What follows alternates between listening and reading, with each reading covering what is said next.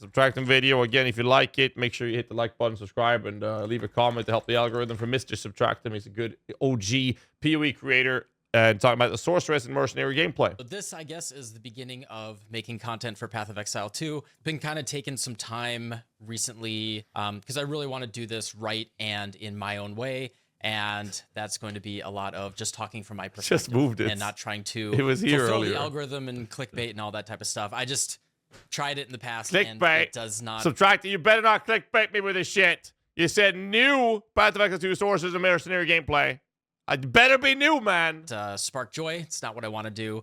I just want to talk to you guys about I got you on Discord. A game that I love and share the things, my thoughts about it, and what I think is cool about it, and teach stuff and have fun along the way. So what I'm going to be sharing with you guys today is my playthrough at the playtest that GGG did a couple weeks ago.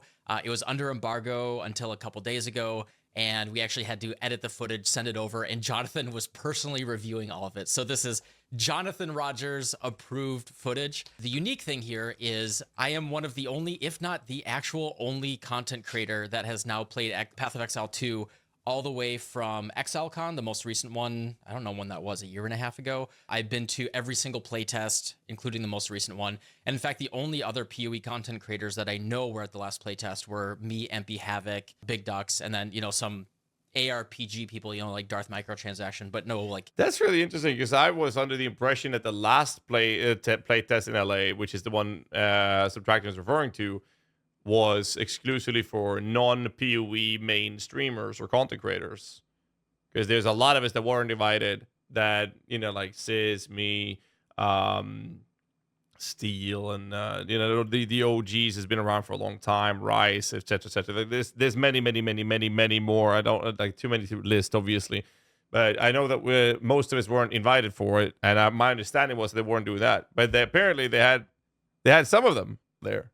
Pure PoE people. So that's all of us that were there. I think I have kind of a unique perspective here in that MP was there as well? I've seen it from ExileCon where I was like, oh, I don't know if this game is going to be... Yeah, they might have just grabbed the US people as well. That might have been the thing as well. It was very overtuned, we'll say. It was very rougher state. I think that maybe they did only the US-based ones. That actually makes sense, because the idea of that playtest, based on my understanding from it, was that it was meant to be a marketing focus, and they've already flown out a lot of us to LA multiple times. But Empyrean is not in from US.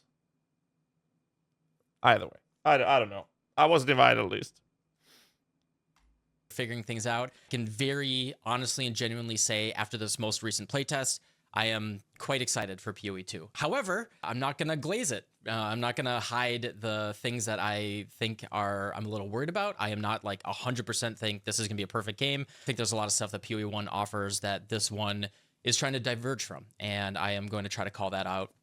Maybe not all that much in this video, but I'm going to give you guys my thoughts on it. Welcome to the fam. You'll fit right in with the rest of us misfits.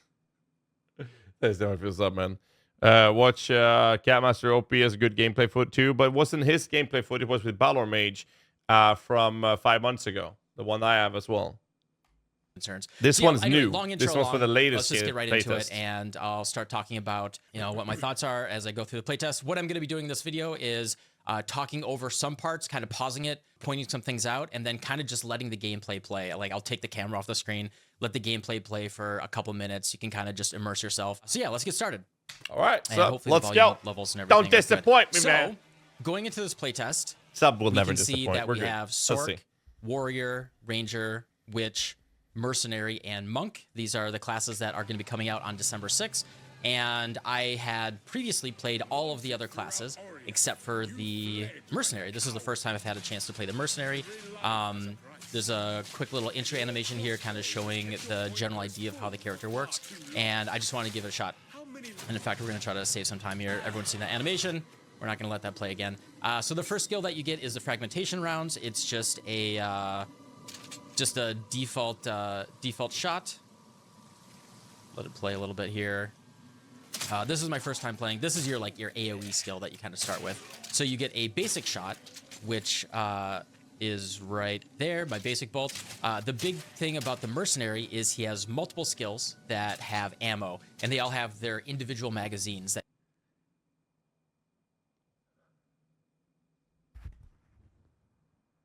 What the fuck are those keybinds, bro?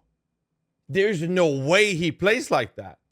I'm looking at my keyboard, and now I have a European keyboard, though, but what the fuck? Yeah, he might be left-handed with that. Yeah, I didn't think about that. That would make switch sense. between them. We have seen that there are ways Well, we're gonna have a talk, save sub. bullets when you're shooting.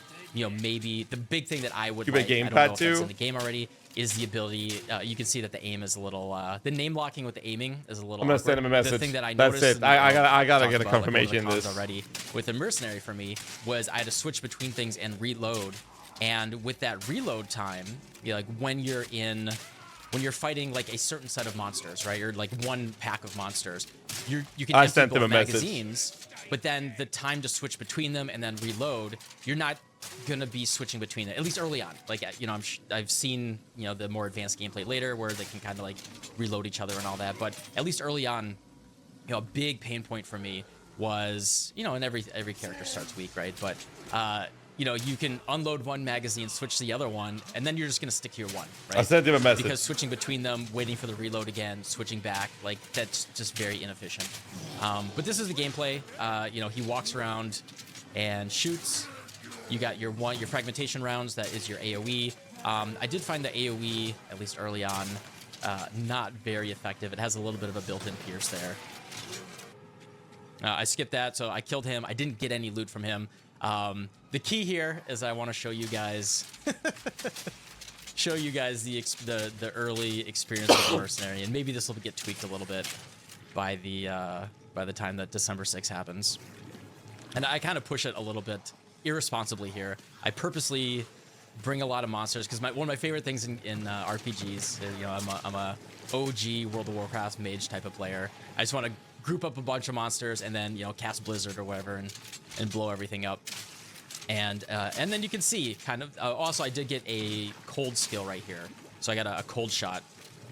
I'm trying to freeze them, trying to like shatter them, do some AoE, and just trying to demonstrate here what the, you know, what the experience is with these early skills. At least what you're gonna expect. No, like I said, I'm not trying to glaze up things that they're demonstrate things how they aren't. Don't worry, there's a lot of contrast in this video a little bit later on. So anyway, that's the pack of monsters there, and then the first boss that you fight here is the Devourer. It's within these the tunnels. That's the boss that. Fun fact: that boss, I believe it was Preach Gaming who sat down with us and talked about it. He said that there was a game journalist working for a company. You can guess which company it is. And he was fighting this boss, and he was going like this all the time, like, "Oh fuck, I'm dying." So Preach looked over. It's like, should I help this guy? And then he looked at him doing the fight, and the dude was basically just face tanking, not dodging shit, and just dying all the time. So about half an hour, 40 minutes later, this game journalist takes a break, walks out, gets some food. There was food in the back of the room near. He went for a food break, and then he comes back. Does the exact same thing, didn't change his strategy, didn't try to improve, did the same thing for 30 minutes or 40 minutes, and then rage quits real life. He rage quit. He left the actual venue and did not come back. Like, I'm not joking. This is what I was told by Preach Gaming. The guy did not come back. That was this fight. And you can kind of see the experience reloading your different magazines over and over again and switching between them. So that was like a couple minute time skip, and you can see he's not dead yet. This is literally what I did. I was just like, this ain't for me. I'm out. So I did see gameplay of both Havoc and Empy playing the Mercenary later on. They stuck to it, and they found combinations of it, and Big Ducks too. All three of them played Mercenary, and they all had a good time with it. But you know, that's just what you're going to experience. Anyway, Sorc. I'm, like I said, I'm a mage, Sorc, wizard, whatever you want to do. You know, elemental, temporal magic. That's my thing. Arcane magic. It's always my favorite class in every game. And oh yeah, wait for this one. Anyway, the first time that I played Path of Exile 2 at ExileCon, Sorc was so poorly balanced and so underpowered. True. Actually, at least the Very first true. and second, if not third time, Sorc always felt really bad. Yeah. And that Terrible, was basically actually. my metric for, am I going to like this game? Like, can they do a magic caster properly? Well, Like, it this was happened. terrible. Right off the beach, the very first boss that I killed gave me a +2 level of cold spell skill gems, 47% increased cold damage, and level 2 freezing shards right here. Yeah, you'll just see the difference between the Mercenary and this. Now, kind of a concern that I have is What the fuck? reliance on gear here, because I can't actually attribute how strong I felt in this playtest versus the last one on Sorc. I can't separate it too much because I didn't have this crazy gear when I was doing the That's previous insane. playtest. But I can tell you, if you get good gear, at least on a Sorc, if you get a good staff, things will feel really good. So yeah, this is just watch his life bar. I need more time. Dude, that stuff is cracked, man. Bro. Did a little spin of joy, had a little fun there, and yeah, that's just. The just with staff that is starting insane, staff, by the way. That is the difference in power. Yeah, I just want to point out that, again, if we talked about this earlier on stream, if the modifier tier list numerical value is similar to that of PoE 1, that is essentially very likely the highest tier of cold damage you can get on a staff at that point, and very likely the highest tier of plus level of skills you can get at that point. And for cold-oriented spell casting builds, which is what he's obviously running, those two, having those two modifiers immediately on an item, is like, that's like winning the lottery kind of thing, to get both of them on one item. That's insane. When that happened and I saw how strong I was just like, okay, I'm feeling it. I'm kind of seeing it here. And this is the next Christ. boss in the next zone too. Just to confirm that it wasn't a fluke.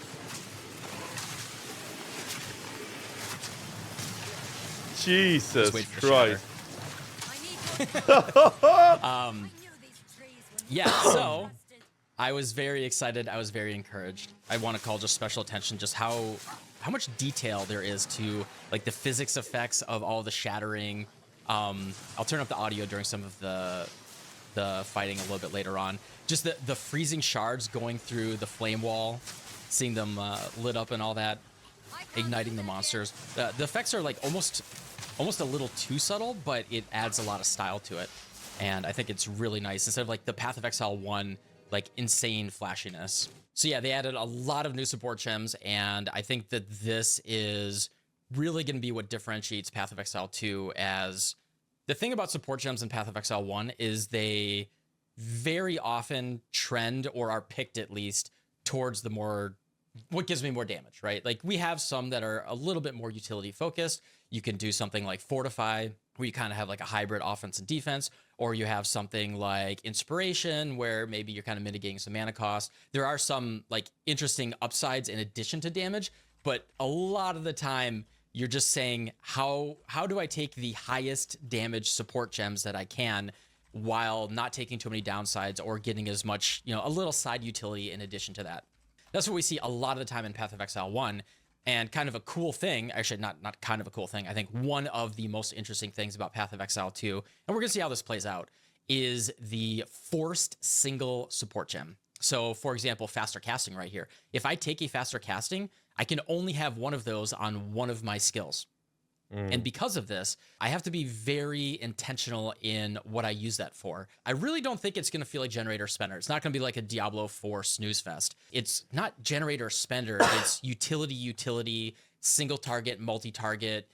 I will say this. What he's talking about is very true. A lot of people are concerned about there being like a builder-spender approach, right? Diablo 4 has that. It's not like that in PoE 2. You have... very likely you're going to have like your main source of clearing ability. Then you can have your main source of single target ability. And then you can have a lot of utilities. So for example, the Mercenary, you can have the possibility of running a specific ability you use for clearing. And then you can have a utility, a grenade ability, for example, that shocks the enemies, which will increase the damage of your clearing ability, or maybe your single target ability. So that allows you to have some utility choices. You can have another one, for example, a ranger has an ability that lets you leap backwards get out of harm's way. Oh, you're getting overrun? Okay, well now it's time for me to use my utility skill. So what PoE 2 is trying to make happen in this type of gameplay is not a builder spender approach, but rather you choose the ability that fits your situation the best, which is why the combat feels so good that we played so far. Essentially, you will have to adapt your gameplay and the skills choices that you are using based on the flow of the combat. Or you're being overrun. Okay, I will use this ability now to get out of that. Oh, they're all grouped up. I'm going to use this to debuff them or something like a curse or shocking them or whatever. And then do my clearing ability to shoot them to do damage to all of them, AoE related abilities. It's a boss. Okay, let's make sure that he is debuffed with the debuff skills, so utility skills to have that does those things, and then do my main source of damage to it. Warrior classes will very likely want to stun enemies, especially bosses. So it's more about you adapting your gameplay combat based on the situation you're in. Whereas in Diablo 4, for example, it's all about endgame is all about making sure that you don't have to worry about your resources. And before that, you're using a builder spender. Basic attack, basic attack, basic attack, basic attack. Oh, I can use my bone spear. Basic attack, basic attack. It's like, it's just fucking boring. But the gameplay in PoE 2 is more immersive.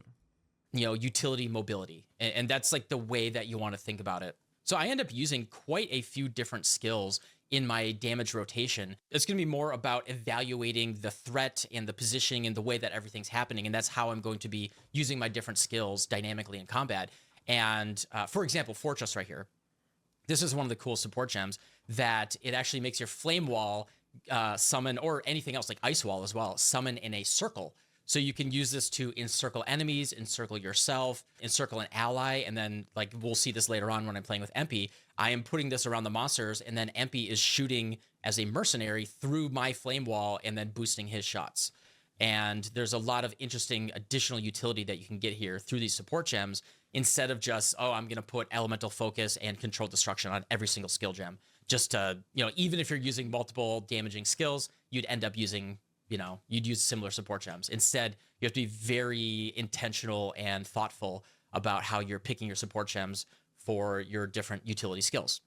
And at least the way that this played out until, like, I've only gotten to the end of Act 2 so far in the playtest, but the way that it's played out, at least in this playtest, was I had a lot of fun playing around with the different support gems. Good to hear. As always, how it works out in an end game, we'll see. Really, really cool thing. I like, before we let the sub talk some more, some people are concerned about you not being able to use the same support gem multiple times.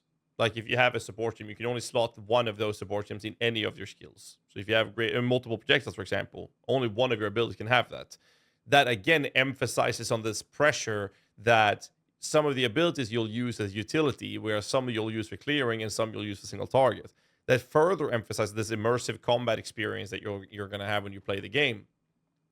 Whereas if you could use the same support gems across the board, you end up with PoE 1 situation where there's so many support gems available, but very few of them are used, because you're just going to use whichever gives you the abilities the most damage. And that's just really boring.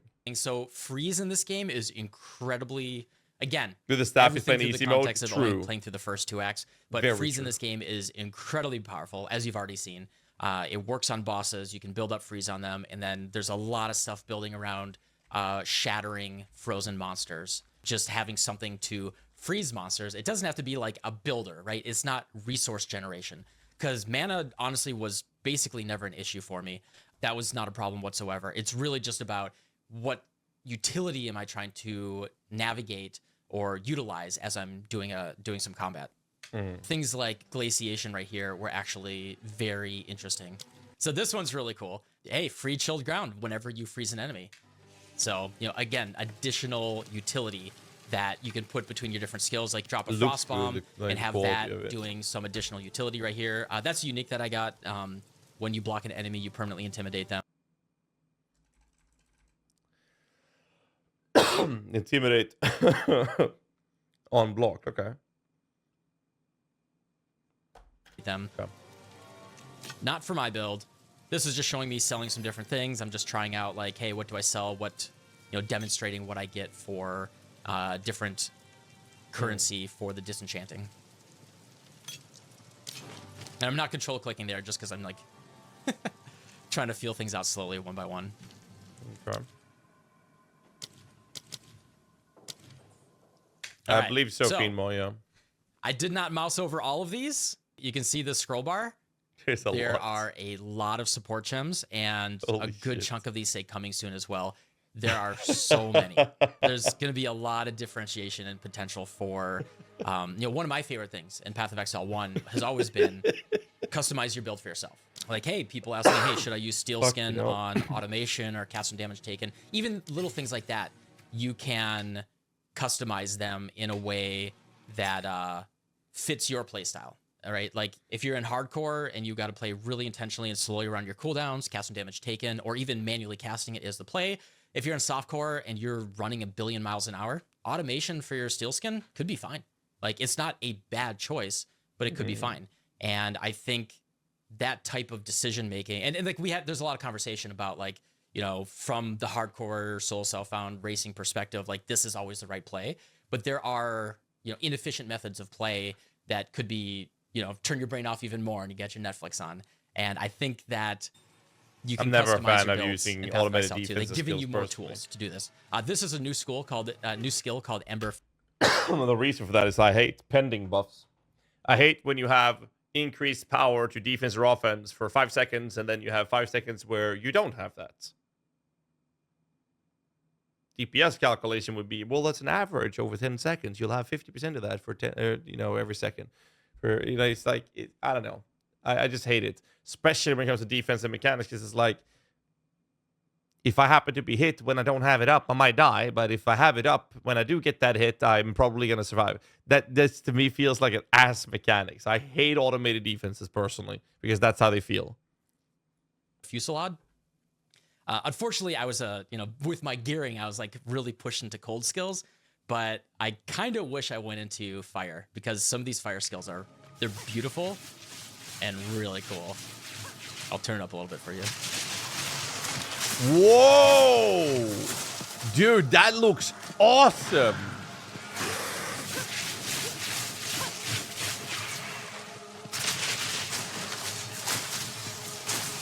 But as you can see, my cold is just so strong. But oh my god, the animation is just gorgeous. Like, Now don't move. It's cold Walking damage. around That in stuff is self-cast carrying ice, so hard, man. it just ended up Look being at the strongest that. tool, unfortunately, for me a lot of time. This boss I There's remember. no I've done boss. this one. Just showing how strong I am. This is about halfway through Act 1. Let me teach you the power of the Eternals, Maracas. Bruh, Yeah, he's the gonna end- I fuck don't it know, up this so is hard. Clearly a fidelity Oh upgrade, my huge God, fidelity okay. upgrade over Path of Exile 1. To me, Draven. Oh my Freeze is so god. strong. So you can see in What the upper the left hell, corner, building up the dude? freeze. See those debuffs right there. Bruh. We also now have the damage numbers. I can go back a little bit. You can see the damage numbers up here. You can see their weaknesses. The damage numbers, they disappear if you haven't hit for a while. And it's not you showing your damage per hit. It's just showing how much damage you've done since that number started ticking up. And then if you consistently do damage, you'll see the amount of HP the target has as well. It's a neat Resistance system. I like strikes right here, debuffs, and then the damage numbers, just like Dark Souls, which is pretty cool. And I needed this boss. I know that I fought it for like a minute. Here's me kind of mousing over a couple things in the passive tree. Didn't see anything crazy. I didn't explore everything in the passive tree. I didn't have a ton of time. I wanted to I was balancing playing the game, Well, the chatting with video, but that Octavian and stuff, yeah. Jonathan, chatting with the other streamers, and God, it was. I wish I could have played more. I could have explored more, but I wanted to do a little bit of everything while I was there. Yeah, I have this one is really cool. Frozen Vortex. When you shatter an enemy, 30% of the overkill damage is done per second. It lasts 3 seconds, so you basically get 90% of the overkill damage that you do as damage over 3 seconds total, which is pretty cool. I don't think I was doing that much. So the cool thing with Cold Snap, rather. So Cold Snap is a skill that shatters. So kind of like the rotation that you can do here is I end at Frostbolt, so you can do Ice Nova. You can cast your Ice Nova on Frostbolt by default. I just found my Frostbolt was going too fast, like casting too many skills, just that got a little bit too much. But what I ended up doing was dropping Frostbomb when necessary, casting Ice Nova, freezing, and then Cold Snap will shatter a frozen enemy for damage. And then you can link that with Frozen Vortex, so that shatter overkill damage will then put like a nice strong Vortex on the ground. Ended up being a pretty cool combo. Unleash is about the same as it was in PoE 1. This is to demonstrate a little bit more. So, Frostbomb on the ground, casting Ice Nova, and then Cold Snap to shatter them. So much damage, dude. The staff is insane. You know he still hasn't changed And his showing staff. how dangerous zones can be really quickly. You can start getting stunned. Not yet. Like, he still hasn't changed You his have to be staff. pretty intentional about just charging forward. Here we go. Here's Veriketh, aka Candlemass, I guess. Same monster from freeze. PoE 1 with a different name.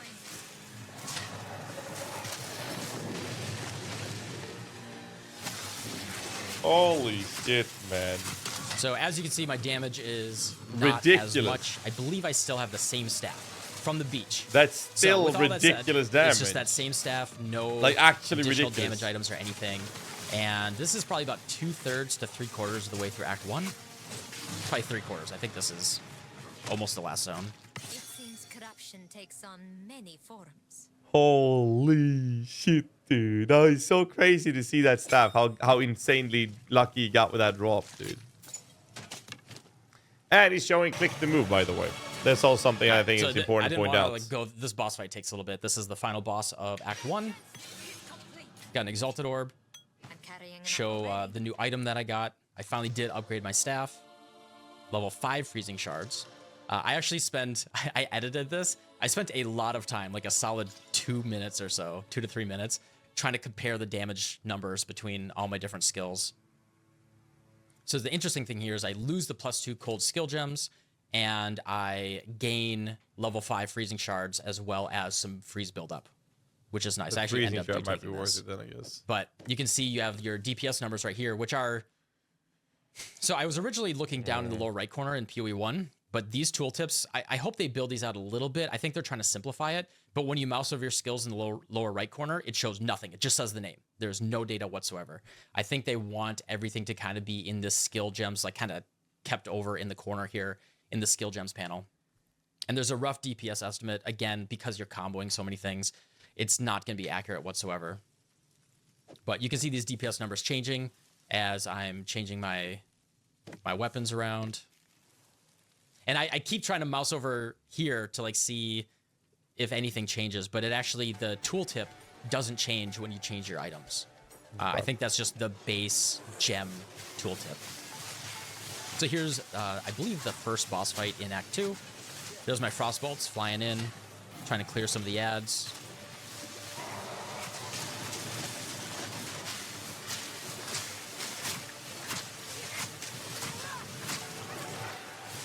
Not yet. This fight ends up taking a while.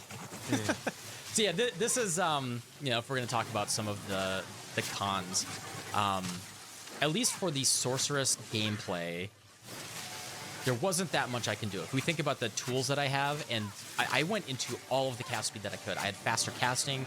I took all of the cast speed nodes on the passive tree. If any gear gave me any cast speed, I would take it. So the problem with this fight is if you go above this line up here, there's a bunch of hyenas standing on a cliff that will just shoot arrows at you. So you're stuck in this little triangular arena. You really can't go up here. And periodically, the boss will just, if you walk away from him, he'll do multiple slams. He'll do a charge attack at you. Like his scariest, I guess I'm spoiling the boss fight so spoilers if you don't want to know how this boss fight works. Too late. At the beginning of Act 2. But if you get too far away from him, he'll do a charge attack at you, or he'll do really big slams. And I actually don't have any tools that give me very good damage at range. Like, I can cast Frostbolt with the Ice Nova and Frostbolt, but it's not like PoE 1. You know, later on, maybe if I get Unleash and Spell Echo or whatever, like, maybe I can make this work. But if you cast one Frostbolt and then maybe I can get 2 Ice Novas, and then 1 Frostbolt and 2 Ice Novas, I'd rather just cast 3 Ice Novas, right? Or even like 3.5, because a Frostbolt had a slow cast speed. Because of that cadence, it was actually way better for me to just stay close to him. Thing is, the way the fight works is I can't walk up here, like I said. And if I walk away from him, he'll do like really scary range stuff. And I'm kind of stuck in slow cast animations. And it's actually easier to just, roll around him when you're really close. Also, he periodically spawns ads, and because the ads are not nonstop but pretty frequent, Gives corpses for I'm minion players, forced to at least. almost nonstop just spam my Ice Nova. And this was a little bit of a concern. Like 100% could be build or skill issue, but I kind of felt a little pigeonholed into just I didn't hate it, but. I guess I cut this out because I didn't want to spoil the whole fight. But yeah, that's basically what the fight was. I just wanted to point that out. Conk effect. Oh yeah, I got Solar Orb, which is just a cool. You put a fire orb on the ground. It's very pretty and it does burning damage. Just kind of mousing over some of the support gems here. You can see a couple more support gems that we haven't seen yet. Move the camera. You can see a little bit more. No, fuck, no. Oh, fuck. Stop hiding. There we go. So yeah, just leaving this for anyone Literally that wants hitting every to spot on the screen I have. comb through the video and just see everything I mouse over. Go for it. So I'm going to let the rest of this play out. You can just watch some of the gameplay here as I finish up playing with Empy. Thanks for everything over the past few years. It's been really cool going through all the discoveries and sharing cool stuff with you guys with PoE 1. And I'm excited to start a new chapter with y'all in PoE 2. Hope to see you guys there. Subscribe to the channel and all that if you want a little bit more. And I'll see you all soon. Have a good one. Bye. There is power in this object. That staff we got in the start was just cracked, though. Like, actually insane. So MP here is playing the Mercenary. Well, he has changed his staff, at least. I think the other stat was better. I don't get why he changed his staff. He gained like a handful of % of increased spell damage, but he's basically only using frost spells. He only tested the fire ones, but he basically is exclusively using frost spells. So why not stay with the one and he gets +2? I just didn't get it. Yeah, the new staff gave you a higher ability of the shards, which is the spells he's using every now and then. But since he was mostly casting Frost Nova and the Cold Snap, I was like, the plus level skills is a ridiculous amount of damage for casters in PoE. So I just don't understand his choice to switch it. But, he would have done so much more damage.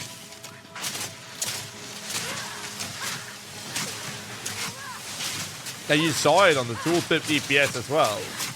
If he had been spamming the shards, I would have understood it, but he's not, as you can see.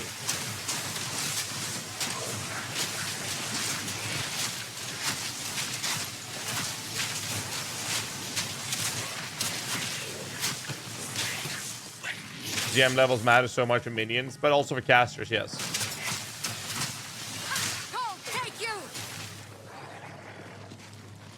It's like a Venn diagram. For those of you who don't know how PoE scaling is, you basically, the best way to describe it would be to have a Venn diagram like this.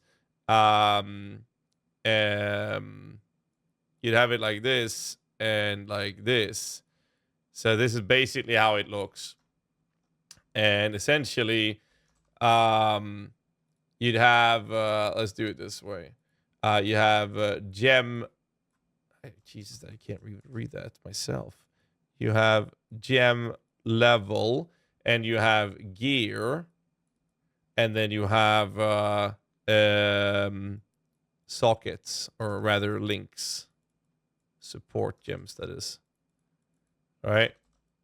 So normally you'll find attack-based characters in this section to have the main source of scaling from gear. Normally, you'll find minions and spellcasters in this section.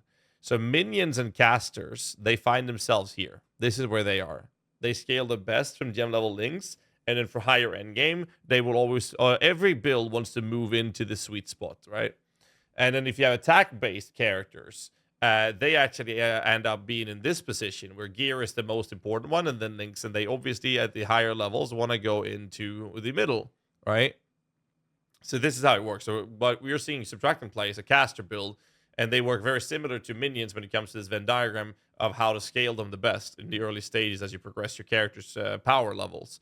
And minions scales best from gem levels, and then links after that, and then gear. But mages, or casters in general, they are either in this position or they're in this position. They're a little bit different because it kind of depends. Based on what we've seen in PoE 2, I would arguably say that mages or caster builds are more in here and minions are in this position. Obviously, we all want to go down to this the middle point in the end. But gem levels is just one of the strongest things you can get for any spell-oriented approaches. Minions or casters, doesn't matter.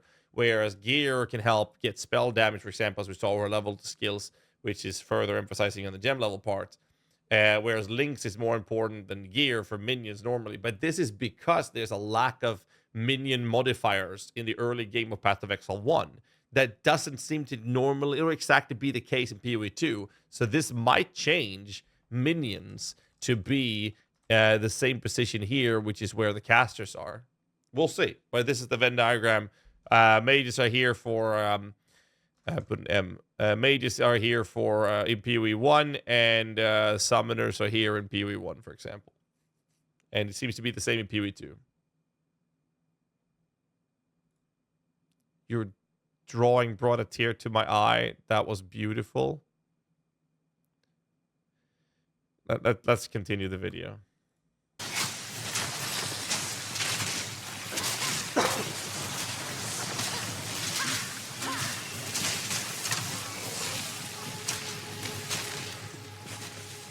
It's only a couple minutes, right? Yeah, well, we'll finish watching this. Again, this is Subtractness video. We'll finish watching it. I'll link it in the YouTube chat and Twitch chat for you guys. Give him a like, subscribe for more content. Drop a comment to help boost the algorithm, of course. Finish watching it. I like this boss fight. We saw it in the reveal as well. I like the way this boss fight looks. It's so cool.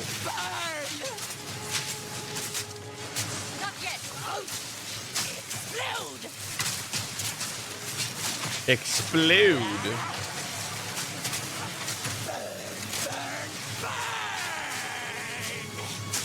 And this is what he was talking about. Like, he popped the firewalls, and then the mercenary MP here is able to shoot through the firewall to do more damage. Ooh, that's a big chunk. I can't do that yet. Dude, I like how it's not like a flow movement. It's like stuttery movement with the way that beam is moving. That feels more... I would like to use the word realistic.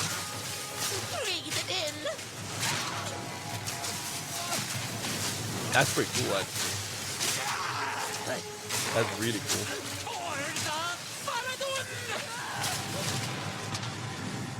I died.